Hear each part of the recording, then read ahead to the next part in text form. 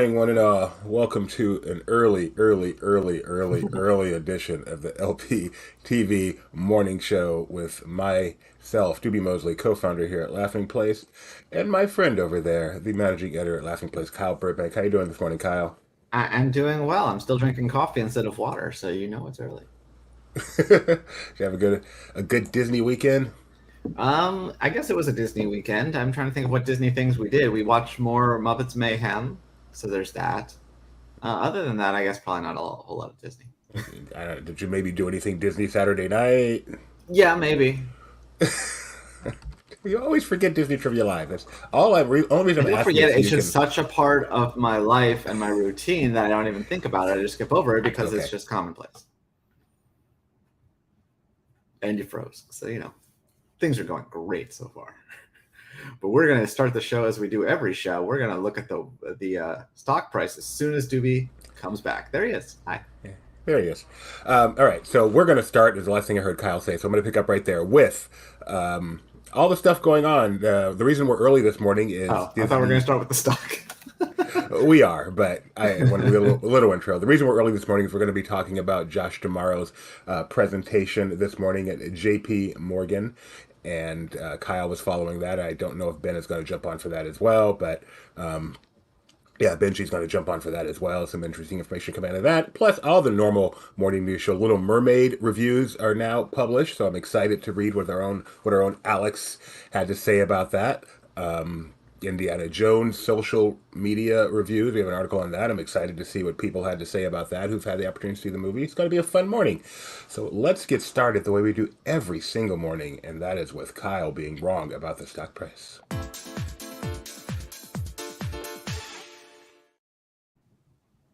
All Is the right, market Kyle. even open yet? It's so early. Um, What do you think? We're 91, I think, is where we were on Friday. I'll go with my normal thing and say down. Well, these days that's a safe bet, Kyle. We are in the 90s now. 90 is the new 100 in terms of Mendoza line. This is not going in the right direction. The vultures are circling. Michael Eisner is getting his jacket on, ready to come back and save the day once again. No, Tim Cook's getting his checkbook out. Yeah, that's. I said the vultures are. No. Is he still the CEO of Apple? Yeah, I think so. Oh, okay. I thought they had. What am I thinking of? Oh no, I'm thinking of Microsoft because it's not Steve Ballmer anymore at Microsoft, right? I No, don't think so. that was like four CEOs ago. All right, Bill Gates is he came back to save the day. Let's get to Ethan.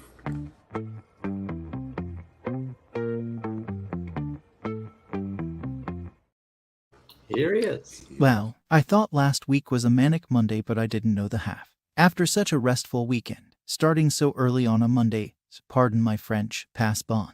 Anyway, let's get to the weather. Anaheim will be mostly cloudy today and reach a high of 73. It will also be up to 80% humidity, but that shouldn't change the real feel too much. Walt Disney World will make it up to a very humid 88 degrees that will feel more like 93. However, the resort is bracing for thunderstorms and even heavy storms at times starting in the early afternoon. Currently, there's a marginal chance of severe weather in central Florida today, with wind gusts topping 60 miles per hour being the main threat. So remain weather aware. Castaway Cay will be sunny today and top out at a real feel of 89.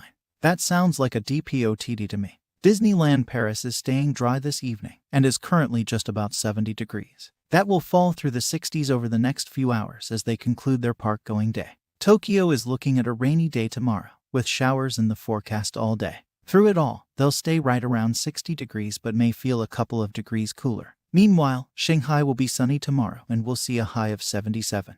Lastly, Hong Kong will make it up to 80 degrees that will feel more like 86, but will experience scattered thunderstorms throughout the day. So bring a poncho. And that will do it for today's LP Disney weather update. I'm sorry that I don't have more material, but it's hard to be witty this early in the morning. Basically, me before 8 a.m. is about the same as Doobie at whatever time he writes his typo-ridden quizzes. I'll be back tomorrow. Bye for now. Shade. I was just about to compliment him on a great joke too. Pardon my French, and then he spoke French, but I take it all back. That was that was harsh. Although today, Saturday's DTL was particularly typo written. I will admit. All right, That's Kyle. how you know Josh he watched. tomorrow. Who is he, and where was he, and then what did we learn? And let's bring on, give the intro for who he is and where he was, and we'll bring on Ben. He is the chairman of Disney Parks Experiences and Products, DPEP. He runs all of those businesses as he laid out in his intro, talking about what the Disney parks are. That includes, cruise lines, and then experiences such as Adventures by Disney and the Nat Geo tours, and then products, which are products. And he spoke at the JP Morgan Chase something or other today, and just kind of talked about different Disney things. They have really long names. It's like the technology and communications conference. No. JP Morgan Global Technology, Media, and Communications Conference. So yeah, we're going to throw a bunch of words together, then you have the names of these things. We're going to bring on the only person who actually knew that was the name without looking it up, Benji Breitbart, and continue this discussion on what he talked about. Hey, good morning, Ben. Morning. It's actually the 50th anniversary of the JP Morgan Global Technology, Media, and Communications Conference. They had technology back 50 years ago?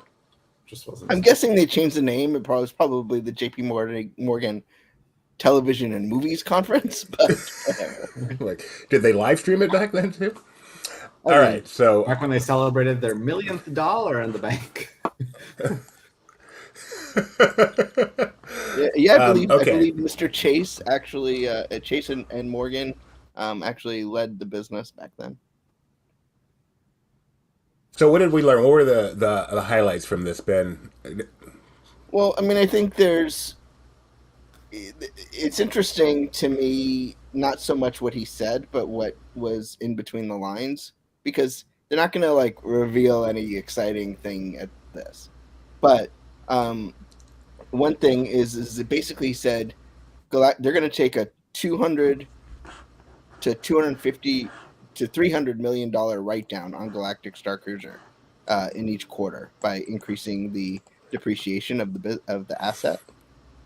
So, it gives you some idea of how much that thing cost, but also how much they're essentially lost on it by closing it early. Then the other thing is, they talked about he didn't quite go into the whole Ron DeSantis of the Bat feud regarding Lake Nona, but he did say that the closure of Lake Nona has no impact on their investment in Walt Disney World, which they hope to be $17 billion over 10 years. But what he specifically announced is that those projects that he discussed at D23 Expo, the Big Thunder project, this Dinoland project, are part of that 17 billion. So if the economic conditions and business conditions permit, those projects are not just sort of in the ether, but would actually be happening. So I think that's a good start. Yeah, I followed our live blog of it, which I advise you to do if you want to get a lot more detail on what was talked about. And it was interesting to see repeatedly the investment still sounding like it's coming, not just in Florida, but the fact that they're not canceling projects and such. First of all, congratulations to Josh tomorrow, 25 years. Is he getting an 18-month celebration as a part of that? I just want to know, does he get his statue on time, or is that just can you imagine going to your service celebration and you have your shrimp next to you is just Josh, with his name tag, celebrate 25 years, and did he have a blue name tag? Josh is not eligible for a blue name tag. The other thing that I thought was one of many things I thought was interesting is he was asked a question. It's what do people in this room find planning a Disney World vacation to be too much work, which is code for rich people don't want to spend this much time planning their vacation. And he basically didn't answer that question, but he's like, we listen to our fans, our biggest fans. If you had $1 for every time, well, he said fans, and you got to use $1 because it's way too. You would have had a lot. You would have had a good $15. So it's interesting to me Or two that churros. he keeps, yeah, right. He keeps mentioning the fans. So either he actually thinks that they are the most knowledgeable, most important guests, or he's finally come to the realization that the fans listen to these things. And That's the key. I hope. I hope it's the latter. I so hope it's the latter. As a fan, knowing many fans, I hope it's the latter. I mean, I mean, it's a hard thing to walk, right? You have a business team that wants you to maximize income, revenue while lowering expense. And then you have the public who is by law allowed to listen to this because it's a publicly traded company. And they are not so interested in raising prices and, cutting costs. So having to walk those two audiences publicly is he did quite a good job in my opinion. What do you think, Kyle? Yeah, I think it was. It wasn't electrifying the way fans would want.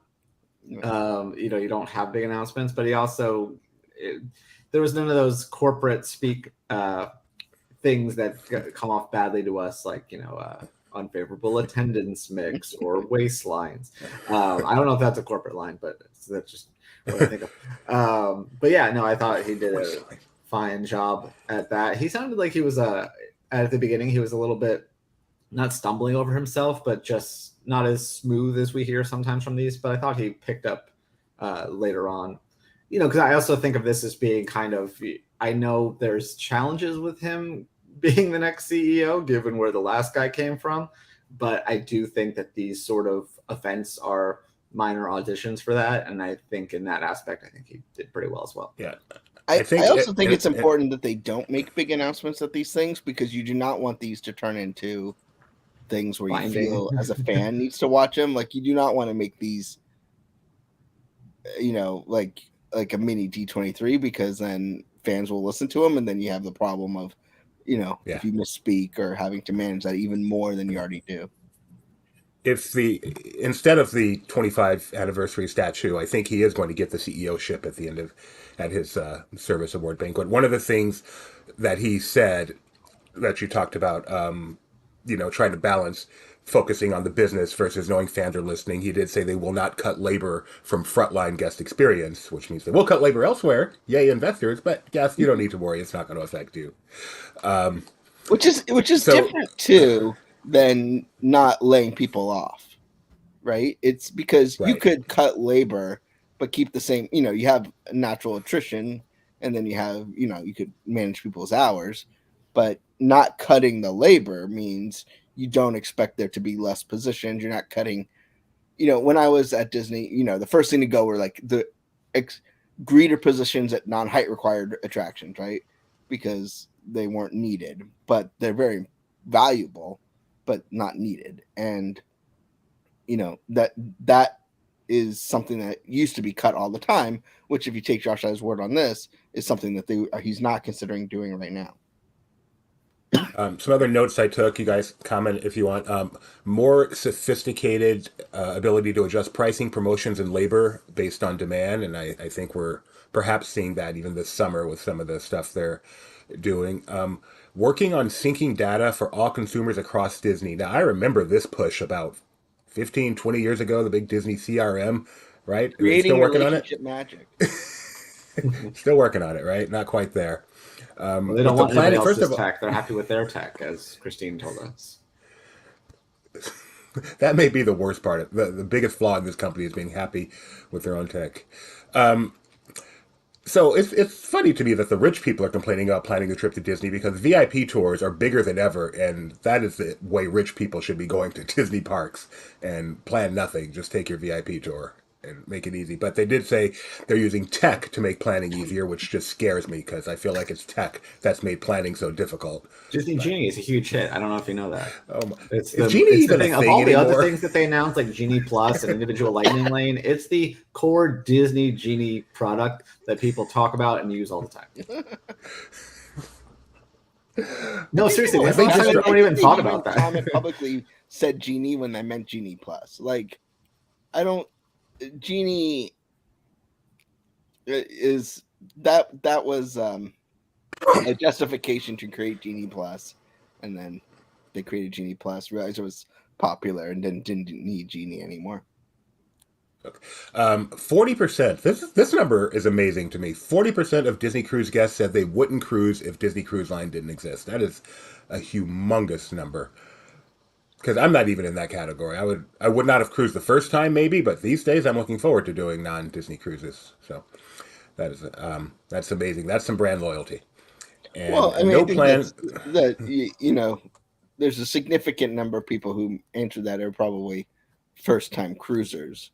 And so if Disney introduced you to cruising, I don't know how you would answer that question. Like, would you have sailed on another cruise line if it wasn't for Disney Cruise Line? But even Probably. still, What? that's still such a high number, and which is a good thing.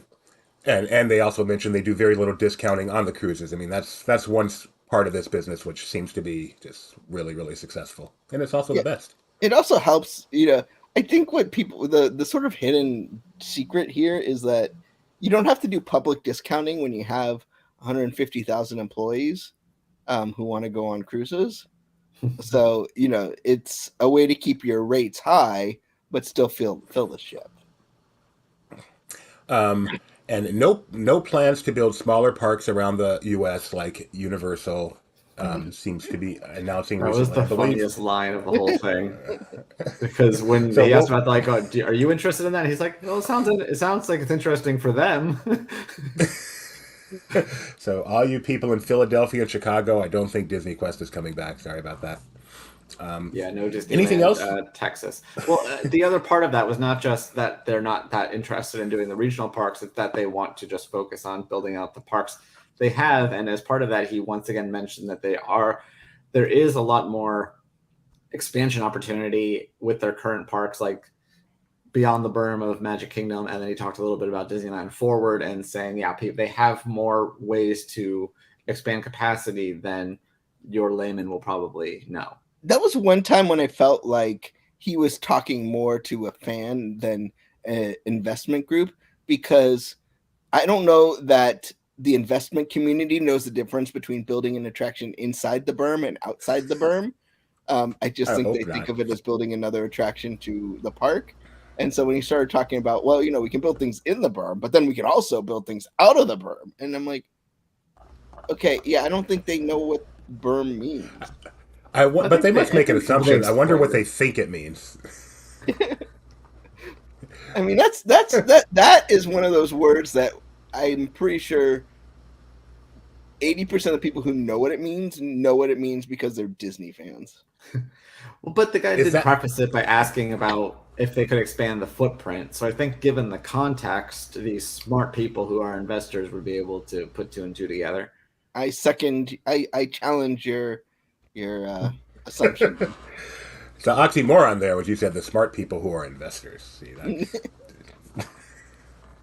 they're richer than me, though. Anything else with Mr. Josh before we move on to some other news this week? No, but I don't want to glaze over the fact that there's no plans to build non-park experiences. I think Galactic Star Cruiser probably didn't help that case at all, in that they see how successful the parks they have, and see the demand. So when they look at where they're going to invest, they're going to build out something that has too much demand for the size of them. But it also means that sort of those more novel concepts that I think as Disney fans, obviously we want them to expand the parks, beyond Big Thunder or whatever. But I think we also, we're kind of excited about the prospect of more Disney just sort of everywhere, right? And it seems like that's not where their focus is. And because it's just never going to make the return that a big Disney theme park does. And so that's, obviously Universal has a different strategy. It'll be interesting to think about what their strategy is, and why they decided to go that route. And it'll be interesting to see if their strategy is successful, how Disney reacts. This wasn't always obvious to me. I wonder if it is obvious to the investment community. But he said, building new attractions adds capacity to the parks. At one time, I would have thought, hey, you build new attractions, it just makes the parks more crowded because more people want to come, as opposed to realizing that gives them a place to go, and that's actually an important part of being able to handle that capacity. And the reservation system, even though they're relaxing it, helps justify the additional capacity because it's not just, okay, we're going to shove another 10,000 guests in the park and it'll be more crowded, because they never really turn guests away outside of the very peak periods. But you can go, okay, well, instead of only having 20,000 reservations today, which is not the right number, but whatever, and, we can increase that by 5-10%, you can justify the capital expense going there, which is why I think you're going to see them expand out the parks, because especially if you look at, the work they want to do at Disneyland, really expanding out the park, because there's too much demand for the park they have. Whereas previously they could have said, you know what, well, the parks might be a little more crowded, but we need to find a new business to invest in. And you had great things that came out of that. Obviously, cruise line being the sort of bellwether of that. But, I think moving forward, they now have a much easier case to make to grow the existing theme parks. So stop complaining about reservations, everyone. They're good for you as a Disney fans. In a way, they're not convenient for you necessarily, but they're good for you if you want more Disneyland. I feel like this is analogous to pulling stuff off of Disney Plus isn't good for you and that you want to see these shows, but it's good for you in that it may allow Disney to remain an autonomous company for just a little bit longer, which is definitely what you want. So, gotta play the long game. That's what makes a CEO a CEO. We're going to shift to The Little Mermaid now. Have you seen The Little Mermaid, Benji? I have not. Okay, then we don't need you now. But we may bring you on later when we get to Disney Plus if you're still around. All right, Kyle, have you seen The Little Mermaid? Nope. I've seen the 1989 original animated classic. That's not the one we're talking about today. To clarify, I have also seen the 1989 original classic. And I don't want people out there being like, how did he never see The Little Mermaid? Yeah, I have seen that. I've seen the Broadway show. I saw the touring production. I've seen Voyage of the Little Mermaid. I've been on the Little Mermaid attraction. I saw Little Mermaid on ice, but I've not seen 2023. You've been on cruises and looked out the window and seen Little Mermaids right next to the Big Mermaid. So. I saw Peter Pan and saw Little Mermaid in that. I've been a wiki watcher. When do you plan on seeing The Little Mermaid? What's that? When do you plan on seeing it? Wednesday. That's too bad. Why? Well, I was hoping you would see it at sea. I will be at sea on Wednesday. Oh, okay. I thought you were leaving. I didn't know you would actually be there already. Okay, that's pretty cool. That's really cool. He's going to see The Little Mermaid on a cruise ship. I'm jealous. Except that I really want to see it. All right. Anyway, Alex Rife did the official review for The Little Mermaid for Laughing Place. He is our main reviewer guy. I like this picture to show. The way we handle reviews here, we give you the link in the chat so you can go read it all for yourself. It is a pretty fun review to read, in my opinion. I give you the title of the review, and I read the final paragraph. The title is Movie Review, The Little Mermaid. We don't tease here at LP. Sometimes Alex writes his own headlines, and sometimes he leaves it blank, and I have to do it in the morning. And this is what happens when the latter situation occurs. The final paragraph. Overall, this live-action adaptation of Little Mermaid flounders in its attempts to recapture the magic of the animated classic. The minor story tweaks are sure to appease parents who take offense with the original film's portrayal of a girl who changes herself for a boy she doesn't know, but it otherwise doesn't add much to the story. This version is sure to be successful for its diversity and inclusion aspects, incorporating merpeople of every ethnic background and perceived gender. But aside from allowing a new generation to see themselves in a classic fairy tale, any sea witch can see that the animated classic will still reign supreme for the time being. I give The Little Mermaid 3 out of 5 starfish. That paragraph did not say 3 out of 5 starfish, so I think Alex is being a little kind at the end. But the starfish rating might be the most obvious one we've had. He always changes it to whatever the movie is, but starfish is perfect. I'm only going to be doing the show today and tomorrow with you, Kyle. So let's go ahead and do it today. Give me your Little Mermaid opening weekend box office prediction? 110. That's 10. strong. All right. That's really strong. 110 million opening weekend. I have no prediction. I keep going back and You What is can't force me into do it and then not do it yourself. Come on now. all right, Kyle gives 110. What is opening week? Does it open on Friday or Thursday, It Wednesday? opens the When does it open? 26th. It should open Friday. Oh, Friday. Okay. So Kyle says 110. I'm going to go even bolder. 110 and $1. I'm going to go 130. Oh, wait, we're doing the 3-day, right? Because it's a 4-day Yeah, the weekend. 3-day. Okay. Oh no, we're doing the 4-day. All right. Well, then I'll go up to 120. And I'm going to stick with my 130. Okay. This movie's going to be huge, and I still haven't decided if I want to see it. All right. Some bad news. So on Thursday was just a day to remember in the world of Disney, and Friday, Ethan came on in the morning, did his weather report, and said, "I wonder what the Friday night dump will bring after a day like that." And stayed calm for most of the day, and then be careful what you ask for. We got Yeah. Go ahead, Kyle. So they announced that the last update we got was that Fantastic will be paused through May 28th at the earliest, and now they've extended that through at least Labor Day, meaning it'll be gone all summer. They did say there was some good news with this, which is they're going to be, because they're going to be gone for so long, they're going to look at bringing in some other entertainment, which everyone assumes means Main Street Electrical Parade. And they also said that it sounds like they're going to, instead of just fixing the dragon, they're going to kind of update the show entirely, or in some ways, to some degree. That's how the statement read to me, at least. That's so interesting. Is that the thumbs up, Benji? Is that your understanding? Thumbs up from Benji. So Ben says technically not all summer through Labor Day. The end of the park's going. Summer ends like September 20th.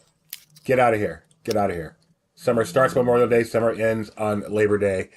I don't. So does wearing white. Don't be that guy.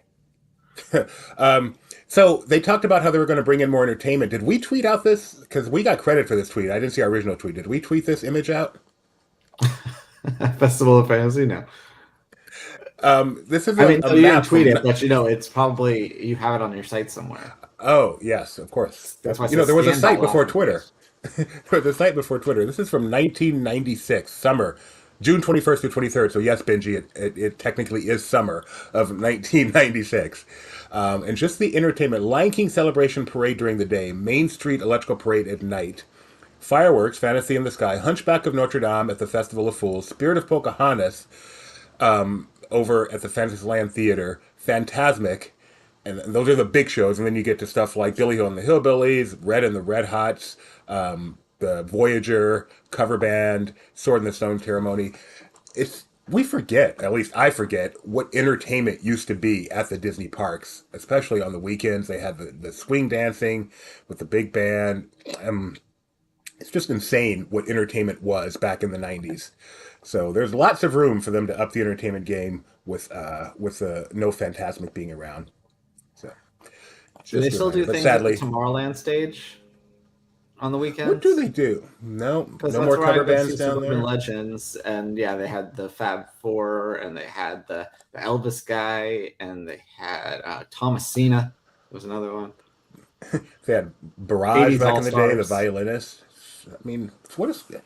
Has Defunctland done a thing on like Voyager? Because I always thought they were fascinating. Like They did another Tomorrowland Terrace act. I can't remember which one it's called. I think it was them, but not Voyager. And yeah, I agree. I mean, and you look at how small Tomorrowland Terrace really was. Was it and Deep Space Nine? Very waka waka. How small the Tomorrowland Terrace stage is, and how they would never put anything of any size there now, just from like a, cost effectiveness. But even when they turned into Club Buzz, they would have a Club Buzz show in the day, and then the Club Club Buzz house band at night, which was a cover band. But yeah, Yeah, summer of '95. In addition to Voyager or whatever cover band at night, they had the Magic Kingdom Cabaret playing like 5 times a day during the day. It was a different time. it was also Yeah, Hallex. I Thank don't you. want to. That's It's what also a time when there were less attractions. So there. Yeah, I mean, good point. Attractions add capacity as well. Geo and Hallex is the one that they did do a show yeah, on, either Defunctland or someone else. Talking going to the Hallex. the one thing is about entertainment is they're always there to make up for when attractions either fail or don't deliver what they need to.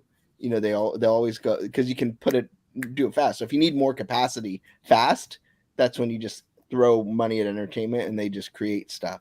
Whereas an attraction takes years to build. But if you look at '95, they're trying to gear up for California Adventure, and Indiana Jones had just opened. The park was probably as packed as it's ever been. And so you needed all that entertainment to kind of keep all the demand in because the parks are busy. Is the Fantasyland Theater? Does the Fantasyland Theater have a show right now? Yeah, it's that Lion King show, Tales of the Lion King. Yeah, and the Festival of Arena has Batu right now. Yes, yeah, that might be an upgrade. I mean, no disrespect to festivals, don't at me, but Don't at me. Don't at me is slowly going from something I love and use to something going on my list. Let me know when the moment changes. I'd love to see that pivot, that click. But there is good news at Disneyland. Speaking of entertainment this summer, the Black Music Month is kicking off in June at Disneyland across the parks and hotels.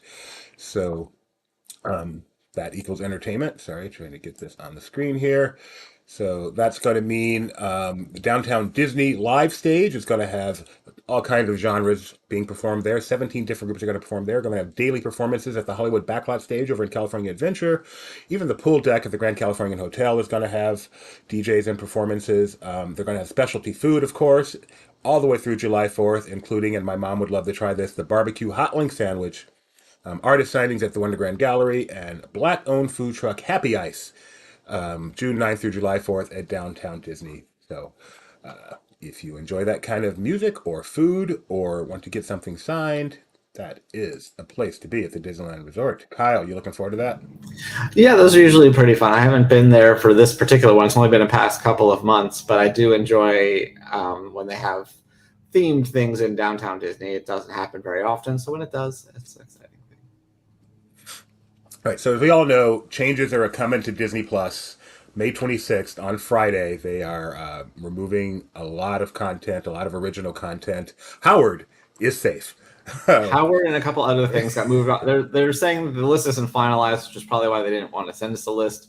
But if you've seen something on a list before, maybe take the opportunity to watch it. But yeah, Howard got clawed back, and so did like a couple things that they realized only came out a couple months ago, like the Wakanda Music of Wakanda series and Empower and something else. Can I just go on a limb here? And I'm not usually the most critical of Disney, but they really botched this. Like, how hard can it be to make the list and send that out instead of having a list out there? It's not like they don't know how to get a hold of deadline if they're like, use your brain here. And so it really comes across like they got pushback on, once they announced it or it got out there, and which makes the fact that they didn't put out a list even more aggravating because, what great thing are they going to pull because, there wasn't pushback because people didn't know what's getting pulled. But they did not handle this as well as they could have. They could, give people warning on the actual platforms because if fans aren't like us and reading deadline and finding these lists, maybe a nice little hey, this is leaving on this date sort of a thing, like Netflix does. And now that they're sort of slowing down the pace of release, and you go like, people might have time now to catch up on stuff that they didn't finish, and they won't have there's some pretty recent stuff in there. My Index Game Changer is not that old. season 2 of Mysterious Benedict Society is not that old. So, I get some of that stuff. I totally get why it's going away, because you got the sense that literally no one watched it. But, some of those sort of mid-level things like Willow, I just feel maybe could have used a little bit more time. So, Yeah, I was nevertheless, saying, if you think about like a movie like Hocus Pocus, which is kind of like the level of stuff that they created for Disney Plus, it was released in theaters. It didn't do well. So if that had been a Disney Plus original, it would have been deleted and gone forever. But it had other mediums to media to grow, and now it's become this huge franchise for them 20 years later, 30 years later, whatever it is. So they're kind of screwing themselves here because they won't have that opportunity. Well, and I wonder if there's ever going to be that opportunity again, because it got big because people just turned on Freeform and it was on. But now that there's so much content out there, it's like if you don't catch it in a moment, or it doesn't kind of become viral for whatever reason, it's like no one will remember. 20 years from now, we'll be like, "Do you remember Clouds?" Because and that was a huge deal. It was like their first sort of hit movie. And now it's getting pulled, and we'll probably never see the light of day again. Maybe, but it's weird to think that it's kind of like those TV shows that you remember that weren't quite hits that kind of disappear. And anything that opened before that on Thursday night lineup that wasn't Friends or whatever. So like Single Guy and Boston Commons. And there was a show on UP. There was a couple shows on like UPN in its early days that I loved. They were not great, but I loved watching them because they were kind of like Homeboys in Space, genre shows that weren't like before like that became a prevalent thing. And they're gone. Like they barely have a Wikipedia. question, Ben. The reason I brought this up today is to talk about some of the stuff we want to suggest you watch in the next 4 days. But since we have you here, you sent out an article to some of us, sponsored by Limitless, ironically, and it was a financial article talking about the reason this stuff is happening and why we won't see this stuff back on Disney Plus. There are financial reasons why it won't be back on Disney Plus, but it did indicate that you could see it on other platforms or other mediums. So, is it a realistic possibility that we could get a DVD release of the Mysterious Benedict Society seasons 1 and 2 and stuff like that? Yeah, it wouldn't be the most shocking thing if at some point it becomes a Disney Movie Club exclusive. I don't think you're going to see a wide range of a DVD release. That business is slowing too, right? You have to buy something else, or buy another subscription in order to buy the thing that you paid for and got for included. Well, and I think it's there's just they talk about like, oh, they could sell it to somebody else, but everyone else has too much content. Like HBO Max just got rid of like a whole bunch of stuff. You think they're going to be like, oh, but Mysterious Benedict Society, I'm going to save that. Can they show it on their own platforms? Could they just put it as a series on Disney Channel or something? They could. Okay. They would have to pay for it, but they would, they pay for content on Disney Channel all the time. But once again, Disney Channel has plenty of content. It's not like no. There's a difference between it's not likely because there's too much content, and it won't happen like Disney Plus. It's not the coming reason back I to Disney pushed Plus. back on it, and it could come back to Disney Plus after a couple of years. But the reason I push back on this narrative is they always say like, well, it could go on a different service, but it probably won't, and I don't want to give people false hope. Like I don't want people to think like, oh, I just need to, hey, I need a pull for this, because it's very unlikely unless there's a reason, a political reason or a content reason to kind of bring it back. So I know they can't bring it back to Disney Plus without it costing them a lot of money, undoing the reason they're doing this. Does that only apply to throughout the amortization or depreciation schedule? So I don't know what the amortization schedule is for this. These shows. It's just not. That would be a great question actually for an investor call if Jason wants to ask it. But yeah, they could go back after it's sort of fully been depreciated. The cycle has been depreciated, but don't know that it will or it won't. I don't know. It could. Okay. That's so far down the line. Disney Plus has transformed like 5 times since then. Who So knows? you say, I mean, I know you don't know, but do you know, is it likely 5 years versus 20 years? I mean, my guess would have been 5 years, but I mean, I just want to be careful because this is getting into Disney earnings, and I don't want to. Okay. But um,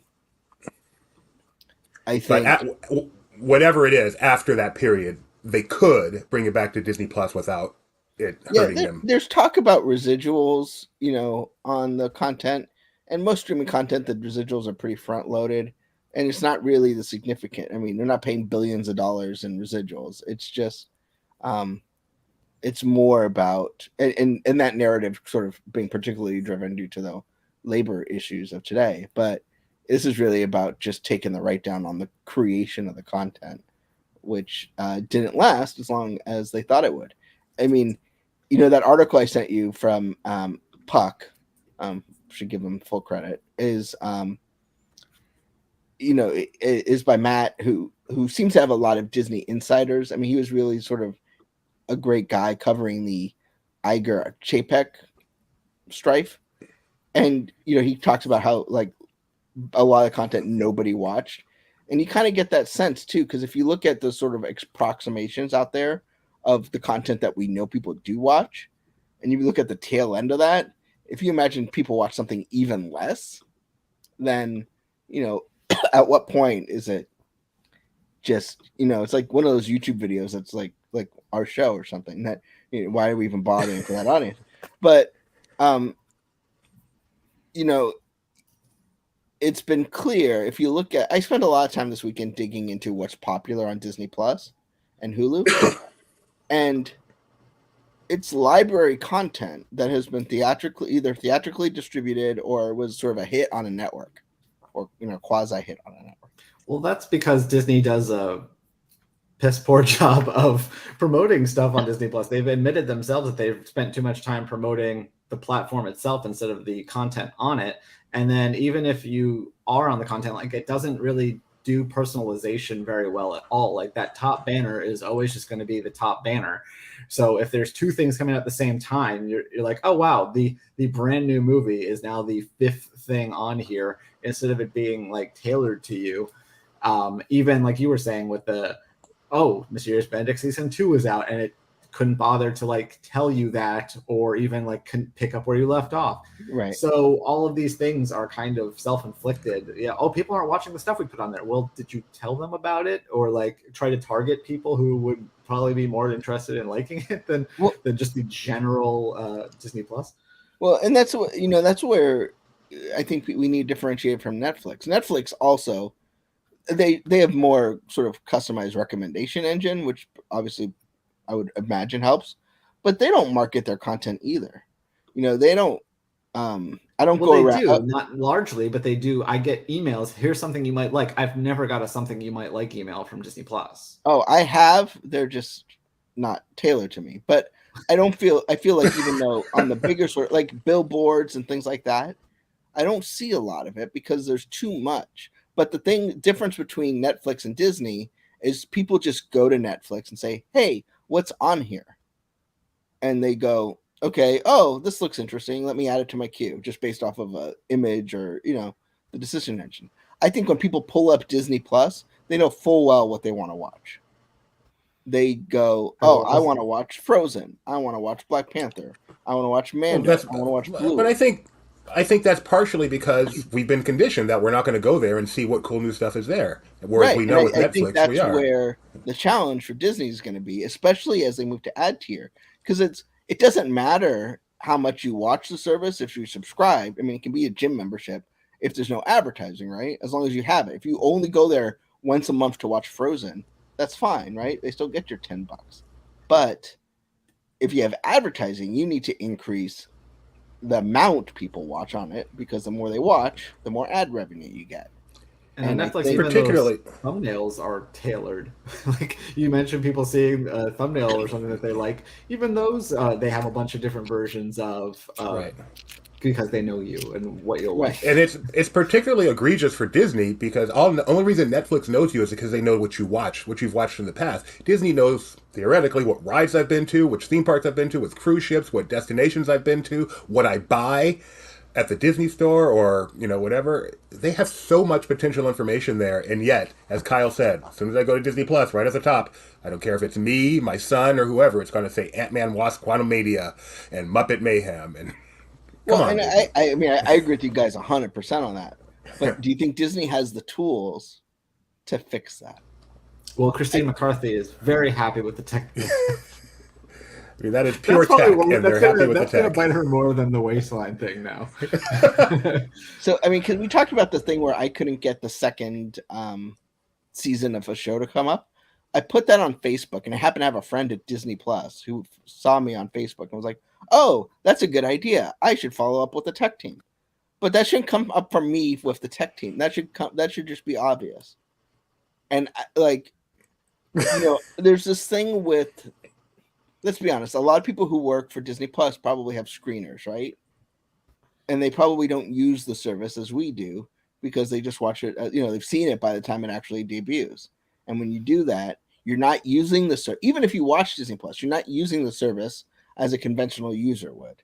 And I wonder how that impacts decisions. Kind of like how Disney executives who don't wait in line and park at the TTC have a different guest experience than a real guest. And so there was a movement to make sure that executives experience the parks as guests. Undercover boss. But is the same thing happening with Disney Plus? Yeah, I love reading stuff about startups, and it's called eating your own dog food. You've got to do it the way the guests do. If you're making an email platform, you better use that email platform internally, or you're not going to improve it the way it needs to be improved. I mean, we've had. Like I mean, people I, I mean, saying, this is. I find that I'm going to push back on this one. The Disney Wish is a wonderful cruise ship. Okay, continue. We had, this is not Disney, but I find it as a funny story. We were soliciting a telecommunications provider, and they included their like web conferencing suite, but to schedule the meeting, they used a different web conference than their own. Not good. Not a good luck. You've got to use your own stuff, which is painful sometimes because your stuff can be bad, but it's never going to get good. All right. The reason I brought up Disney Plus today, because this all dropped on Thursday, was because we want to give you some recommendations on what you should go see by Friday. I put a link in there. We had some LP staff come up with some recommendations, and I'm going to just ask the two of you and give one myself. Benji, one recommendation to check out before it leaves Disney Plus on Friday. Don't say Howard. All right, no, it's A Dog's Life with Bill Farmer was my official selection. I love dogs, but that's not. Getting to know Bill Farmer through that show is a joy, and Bill's behind the camera because he's, a voice, but I just thought that was so cute. It just felt like such a classic Disney, they're never going to make a Disney Plus show like this again. And, he just goes around and finds working dogs and kind of plays around with them. It's not, game changing television, but it's just a lot of fun and very, I don't want to say public access because that makes it sound bad, but it just felt very homegrown. So Disney Plus of a bygone era with It's a Dog Life, Encore, Disney Family Sunday, the Disney Plus we knew when we were kids. I noticed Disney Family Sunday wasn't on the list. Because they forgot about it. It's been gone for years. No one noticed. Well, they've moved other stuff too. Like Sound of Music's gone. Can't watch Sound of Music. Disney Family Sundays is still on there, and it will be hilarious if it remains on there after Friday. All right, Kyle, what's your pick? I think I know your pick. So. I'd like to remind everyone, Disney Family Sundays premiered every week on Friday. My pick was Mysterious Benedict Society, specifically season 1. Season 2 is also very enjoyable, but I realized time is short, so if you just get through season 1, you'll be good. I think it's so much fun, so clever and funny, and the little girl there in the pink is Constance, and anytime she speaks, she is hilarious, she's mean, and it's fantastic. So I've said it's kind of like Wes Anderson for families, and I mean that as a total compliment, even though Wes Anderson's become a meme lately. I think that the style of the show and the It's very interesting. It's like technological and modern, but then also kind of dated in the way that they dress and the stuff that they use. So it's a lot of fun. Finishing season 2 is on my hurry up list. So Well, you'll get a tour of Los Angeles. You'll see the Queen Mary. You'll see the Santa Ana train station, and the Universal backlot looks like exactly like Europe. Yeah. See it now, or you will never get the chance again. My pick is Timmy Failure. Mistakes were made. A very small, It's about simple, Disney Plus. fun family comedy of the type that Disney was known for back in the 80s when they were trying to save this company from the scrap heap, the singles and the doubles, which have gone the way of the dodo. That phrase "gone the way of the dodo" has gone the way of the dodo, actually. But then Disney Plus came out, and we had a platform for these kind of movies again with this and Noelle, which at least isn't on any list. I'm so thankful for, and small movies like that. And now with this being removed and the change in content strategy, you wonder, will Disney make movies like this for any reason ever again? I am sad if the answer is no. So take yourself back a couple of decades, watch Timmy Failure, Mistakes Were Made. You don't have to do a full season like this Mysterious Benedict stuff. Just an hour and a half and you're done. You're the only one who chose the movie. I had to change my headline accordingly. I think, they just released Crater, which is another one of those kinds of single double family films, and nobody watched it. But it was bad. Sure, but I don't know that any of those films move the needle. I mean, I want them to. Don't get me wrong. I want Disney to be in the single and double. I don't know how we know. I feel like, for whatever reason, I feel like Noelle did. That Noelle was it. Oh, and what was the one that came after that? The Godmothered or something? I feel like both of those made somewhat of an impact. Maybe I'm wrong. First of all, I think Disney has seen holiday things do well, like Hocus Pocus 2, Noelle, Santa Clauses. That seems to be where their success is. It's become like the Hallmark Channel of streaming services, which I presume they have a streaming service. But like, it seems like those things draw people in more than just sort of a undifferentiated film. Otherwise. And final thing on Disney Plus, it's always important to remember these things were created by people. There are people in them. There are the big people, like the directors and the writers and such. There are the people who just worked on them, and it's painful for them. So Yvette Nicole Brown, who was in the Mighty Ducks game, was in Big Shots, which is another one that's leaving. I love some John Stamos in Big Shots. Love. If you enjoyed our show or never got the chance to catch our 20 episodes, get over to Disney Plus to watch it again or renew now. Our sweet show is about to be pulled from the streaming service forever. We didn't make the cut. To which John Stamos, the star of Big Shot, says, "I call BS. Sorry, Disney." I did watch Big Shot season 1. Fun show. That doesn't stand for what you think it does. It stands for Big Shot. And John Stamos, the biggest Disney fan. If there's an axis between celebrity and Disney fan, he is at the top of, the apex of where those two things meet. Yeah, and Lopez, his Lopez's celebrity just isn't quite high enough to reach that level, even though his fandom may be even more. But so just sad all around. Like you said, they botched this. It's sad. It's sad. Well, and the thing is it would have made it more expensive, but if they amortized it over 2 years instead of 5 years, I mean, that's why I'm going with 5, because it's obviously more than 2. Right. They wouldn't different take story. this right down. The one that hurt, I think, because it was a big swing, was Willow. Like, that was not, that wasn't just Disney Family Sundays or Dog's Life or anything like that. I mean, that was a big budget production. I haven't checked Kasdan's tweets on that. and they went out of the way when they canceled it to send me like, oh, this may not be the end of the Willow story. And so Right. it's just a weird dichotomy where, it makes it seem like this was a very recent decision to do. I would argue this is due to their focus drop so it can lead to water. She makes a good point here.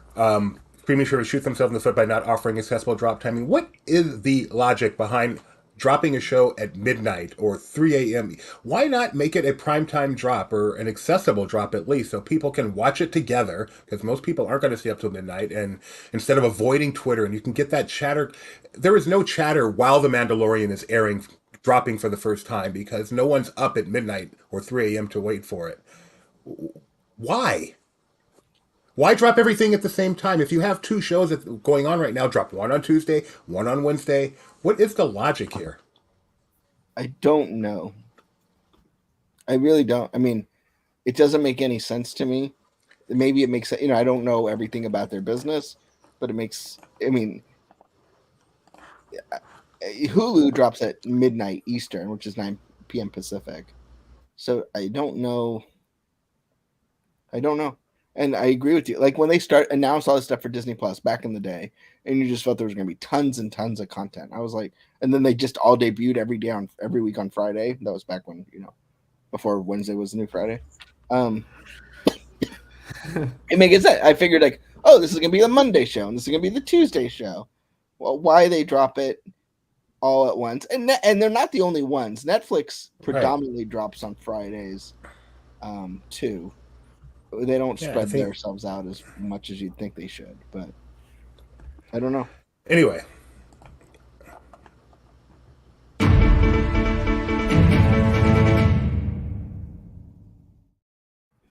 We've got posters. Yeah, so these are character posters for Secret Invasion, which these on their own are kind of fun, but on Twitter it was even better. I don't know if we have a screenshot of that, but you know how on Twitter sometimes they have like these fact-checking boxes where the community can add context. So they did a fake one that was part of the image itself, but it was just like it was basically doing the technically thing, but in real life on these images. So because the entire idea of Secret Invasion, if you're not familiar, is that we have the Skrulls, which can replicate the looks of anyone, and so they're saying, "Oh, here's this character. It's James Rhodes." And it's like, it might not actually be Jim. Yeah, this image is maybe misleading. Not everyone who they may seem to be in Secret Invasion. Be careful who you trust. And they put similar versions of that on all of the subsequent posters, but they're all basically the same. Yeah, that is brilliant. Everything. I love that. All right. And they also released a new short trailer for Secret Invasion, so let's go ahead and watch that. That invasion is here, Rhodey. And we can't even tell who the invaders are.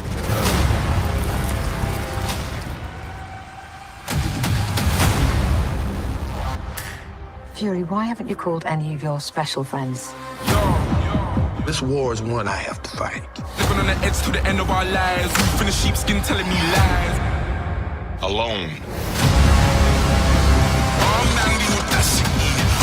This world is burning, and it was you who lit the match. TikTok, Nick. This is personal. You're the most wanted man on the planet. Well, Mama always said I was special. Marvel Studios' Secret Invasion, only on Disney Plus. And I am happy to say, if you search Secret Invasion on Disney Plus right now, there actually is a page for it already, even though it doesn't come out for a month. So they have a little thing you can check there to get it on your watch list. So yay, they're getting better, guys. They're getting better. Benji's talking. You're muted. Yeah. He's still muted and doesn't realize it. Just talking. Oh goodness, Benji. Maybe he's not talking to us. Maybe. Go ahead, Ben. What? You were talking, but you were muted. Oh, it wasn't because I wasn't talking to you. Oh, he wasn't talking to us. All right. But I do like how every non-Avengers movie has to spend, or project has to spend some time like explaining why they just don't call the Avengers. Yeah. All right. And speaking of Marvel, they have in the UK released, the Christine McCarthy special Uber Eats meal. Yeah, so this is for Ant-Man and the Wasp: Quantumania. They have tiny things. Tiny things. So tiny menu in the UK. And it features a variety of tiny treats like miniature sushi, a chocolate gâteau, fish and chips, chow mein, pizza, veggie burger, salad, dal naan bread, and samosas, and some mini donuts. The Quantum Cafe is being offered by Uber Eats in London, Bristol, and Manchester for, I believe they say £5.99. I believe that's how they say that out there. So if you're in the UK and watching us, because it's not 7 in the morning out there, get your little mini Uber Eats Quantum Cafe. That's fun. Put that in. Did you see the perhaps one of the saddest Disney promotions I've ever seen? What? Yeah, well, it's even sadder because you sent him to go cover it. I know. It worked out for me. I got a free digital download of the Lost Quantumania. But yeah, they were at the LA County Fair, and they're like, "Oh, they're gonna have a big display. You're gonna like enter the quantum realm, and it's just a tent where you spin a wheel as if you're." And it's like they couldn't even get the banner hung right. It was a pop-up event. I'm sure it was a little breeze. Santa Ana winds. I don't know. But yeah, it was not the most impressive thing I've seen them do. But what it did get us more, because I kind of figured it was going to be something silly like this. You sent Mike to cover this? Yeah. Yeah, what it did get us, though, is proof that Mike Celestino, down deep, is 75 years old. So this image of him out at the fair is interesting to me. If you drop it at a primetime hour, the service... Please tell me that's not the reason. Please tell me that's not the reason. But like, can you see? Do you see the? Are you able to pull up a picture of the booth itself? You can check private chat for a link. Yeah, I got it. Okay, I got it. I think we need to do a deep dive on this picture. So you see the photo booth sign? Yeah. How like it's that, and then they have these random free like.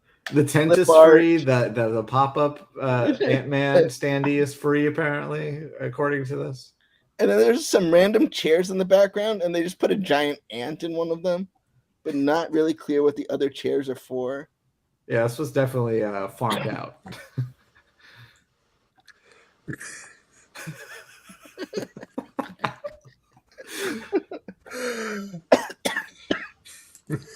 But like I said, Mike did end up winning some things. He got some free posters, and he got a Blu-ray copy of the thing, and they also gave him a piece of paper with a digital download code. But because he already had the Blu-ray, which comes with a digital download code, he offered up the... How much did he win? Like, they just gave him all that stuff? Like, well, it was him and his wife, presumably. In line? It's a lot to win. Go. LA County Fair, peeps. Yeah, he cover it all. He won more than the booth itself cost. So. I think I forgot to mention. I think I spent more to have him cover it than they spent doing it.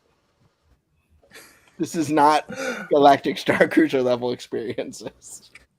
They're depreciating it. Little Mermaid soundtrack. I forgot to mention that is already out. You can go check that out if you want to on your favorite streaming service. Be careful.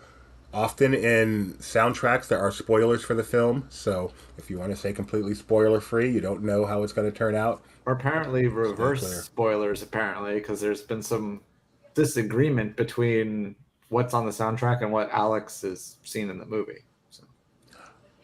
Oh. Okay.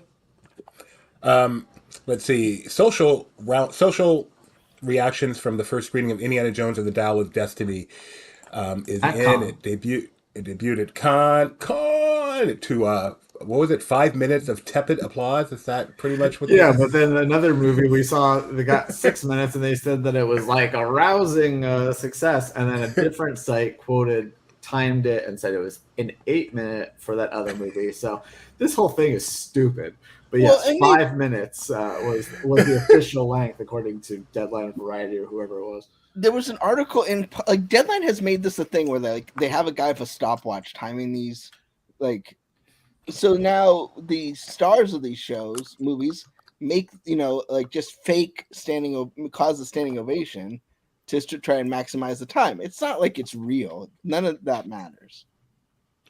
Indiana Jones and the Dial of Destiny. You can search on Disney Plus and get the trailer. Disney Plus stepping up their game big time. I'm happy to see that. Anyway, some of that social reaction. I think it ranges from meh to bad, which is kind of scary. But let's see. Indiana Jones: The Dial of Destiny is a great summer blockbuster. Though it could have been tighter in places and feels far less than expected, I had so much fun seeing Harrison Ford reprise his role as one of the greatest cinematic heroes of all time. That is the most positive thing I read. Indiana Jones: The Dial of Destiny retains the action, humor, and spirit of the franchise, even if James Mangold can't measure up to Spielberg's cinematic brilliance. Harrison Ford gets the dignified ending his iconic character deserves, but Phoebe Waller-Bridge steals the show. Indiana Jones, blah, blah, blah, is for all of us Kingdom of the Crystal Skull enjoyers. Bad in a way that'll make people appreciate how good we had it in 2008. A soulless film that lacks any spark of visual imagination. Just awful. The elaborate action scenes and witty one-liners delivered by Phoebe Waller-Bridge and Indiana Jones mostly received a muted response inside the theater. Audience members could be heard whispering out of boredom in French. And finally, Indiana Jones and the Dial of Destiny is a waste of time. So, Indiana Jones and the Dial of Destiny coming to theaters on... I had this written down, and I forgot. When does it come out, Later. Kyle? Help me out. I don't know. Benji, I know you know this off Something the top of your 11th? head. 21st, I do. maybe? June 29th. 9th. You know where it'd be nice to have? Right here. But it's not. June 30th, June But 29th. I will say tickets went on sale this morning. Including the El Capitan, where I'm sure they're going to have just the most exciting pre-show or special event. Oh, is there going to be a costume? Yeah, they're gonna have. It says like things from the movie, so I'm guessing a hat, maybe a whip. Not even the side of a cool car. All right, folks.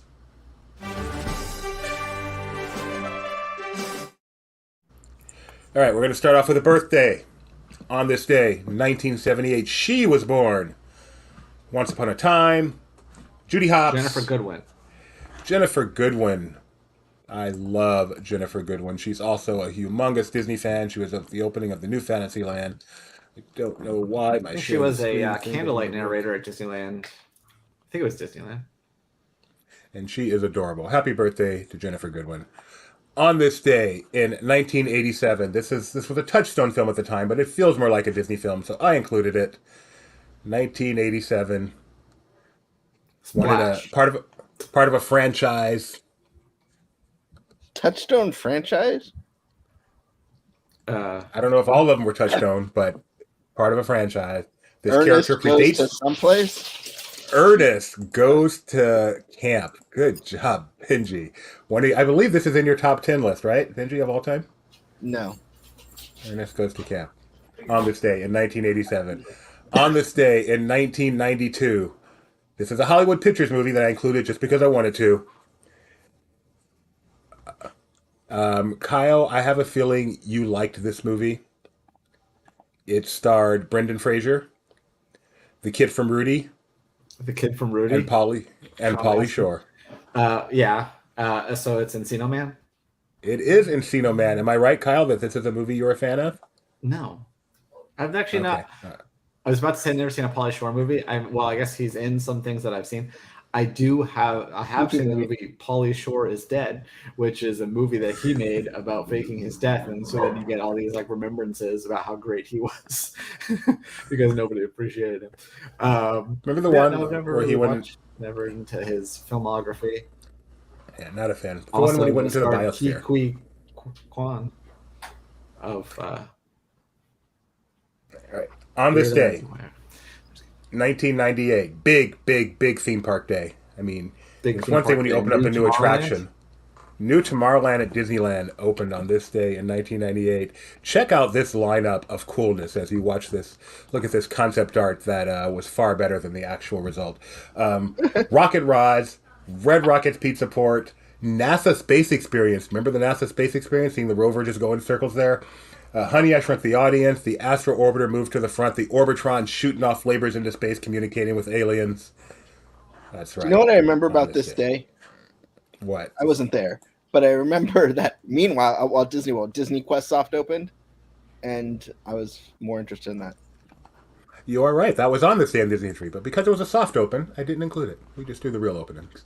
I'll keep it On in this mind. day, on this day in 2009, a film debuted, a documentary that taught us not all families are as blissful as they seem on the outside. A documentary? The Boys. The Boys is accurate.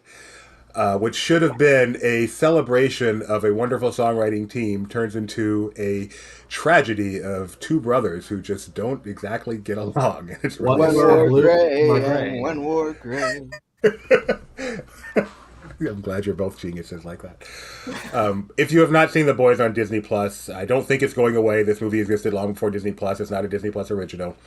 Go watch it. It is, unless you really know the Sherman Brothers story, it is not what you expect. It's a great movie. On this day in 2015, another movie opened. Would you like the synopsis, Kyle? I'm going to like this one for Kyle. It's too easy for Benji. 2015. A former Okay. 2015, a former boy genius and a gifted teenager set out on a dangerous mission to unearth the secrets of blank, an enigmatic location caught between time and space. Why don't I know what this is? I don't know. I really thought you would. Brad Bird. Oh, Tomorrowland?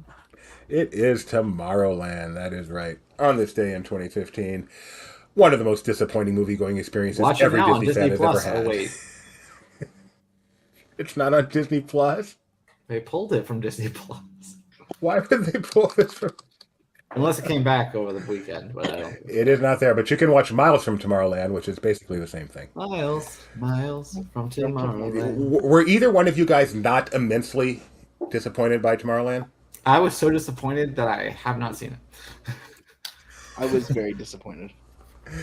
Yeah, that did not live up I to think the I hype. have And Tomorrowland in somewhere, but finally, on this day in 2015, also 2015, was the kickoff of a Disney promotion. And this isn't really one to guess. Coolest Summer Ever, which included a 24-hour party, 6 a.m. today to 6 a.m. tomorrow. You could spend at the Magic Kingdom. Anybody ever do one of these 24-hour parties? I've never stayed the entire 24 hours, but I've been there on a 24-hour day. I did the Rock Your Disney side one. I've been there. I worked them. I would never attend one. Rebecca did one. I don't know if she did the entire thing, but she certainly did the key part, the overnight part. Yeah. Anyway, that's our show today. Remember, I want to give a little shout out to a friend. You know what would help? keep going. You know what would help you study for Disney this day in Disney history is the upcoming release of the 6th edition of Disney A to Z coming out September 26th by obviously founded by Disney legend Dave Smith and continued on by Mr. Stephen Vagnini, one of the nicest and smartest guys you could possibly meet. Doobie, I have a This that Day in was- Disney history for you as well after this. That was one of those books that, as a young into my Disneydom fan, that I could not wait to buy. And it was just the reference. You went before the internet, you just went to Disney A to Z to look up stuff. And it was, wow. I'm happy they're continuing it even in this day and age with the 6th edition. Very happy to hear that. What you got, Kyle? On this day in 1989, a famous, iconic rock band released an album that is now under the control of Hollywood Records. I don't know if it was at the time. Can you name the band or the album? Queen? Queen. I just saw that on Facebook. Absolutely. Yes. Queen released The Miracle on this day in 1989, and Doobie's going to love this cover. What are the hits from The Miracle? So I know. Don't know. But it's iconic. Yeah, and the band is iconic. I don't know if the album is. That's a freaky picture. I don't like this. How many eyes are in this picture? 1, 2, 3, 4. I can't 5. really tell. Because it feels like each person has their own pair of eyes, but even though clearly two adjacent people share an eye, but yet it somehow seems like each of their eyes. This is not good. Not good at all. Like after how many years Doobie finally realizes that that cover is creepy. Seen that cover before. I'm not a Queen fan. No. I prefer the King, Elvis. Anything else before I say goodbye? Not seeing anything. Let me take one more glance at the things. Not seeing anything. It's too early. But if there's really, really big news later, we'll probably be back. But otherwise, Actually, no. We do have something here. all right. Let's see, where'd it go? Oh, did we delete the tweet? What was it? Yeah, I guess we deleted the tweet. Bummer, because it was breaking news. Put in the chat what it is. I can tell you. We got it. I can't tell you what it is. My son said it's very important. You don't introduce breaking news. You just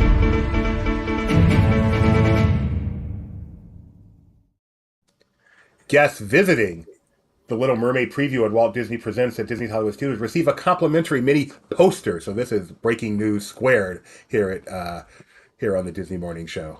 So apparently we have a preview of the Little Mermaid at the Hollywood Studios, and you get a poster.